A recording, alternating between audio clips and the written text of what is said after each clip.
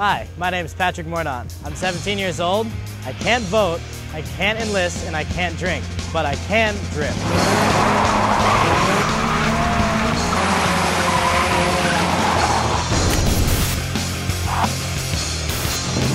I got into drifting at age 12, 13, when I started seeing option videos and other drifting videos on the internet.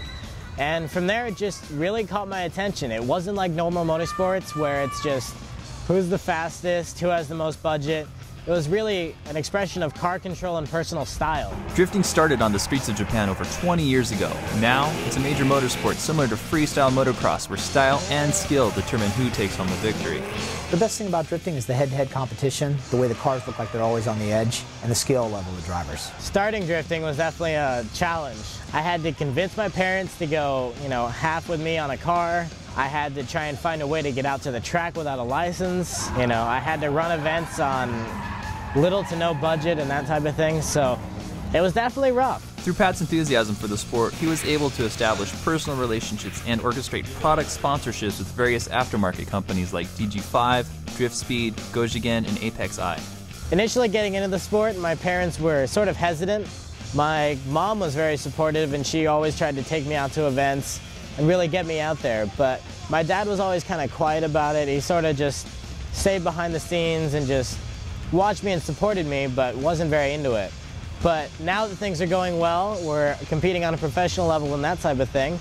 Both of my parents are extremely supportive. Everybody's active with the race team, so we really act as a family out there at the track. When I started at age 14, interaction with the other drivers was kind of rough. A lot of people were, sort of closed-minded to me. They saw me just as a little kid and were always wondering what I was doing there. I think now that I've been around a while at age 17 now, I think things are going well and everybody's very open and honest. My first drift car was a 1985 Toyota Corolla GTS. It was a great platform for me to start out on. It's very underpowered but lightweight, so it really makes you use the car's potential. Everything you can get out of the car, you will get. Starting in one of these was definitely a great experience. It taught me to be very, balls to the wall, floor it as much as I can, and at the same time, you can drive any car after that, because when you learn to drive something with 100 horsepower, 300, 400 horsepower is a lot easier. Tragedy can strike even if a car has just 100 horsepower, as Pat found out when he wrecked his Hachi at a D1 driver search back in 2005. Hitting the wall at Irwindale in 2005 was a very surreal moment for, I think, everybody in the community.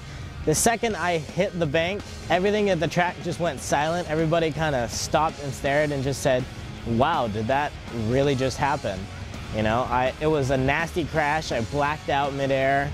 It was a very harsh experience on myself mentally as well as physically, but that type of thing really helps us get to where we are. It opens your eyes. It becomes a pivotal moment in your life that you kind of say, okay, this is the beginning. I have to be ready for this, worst case, so.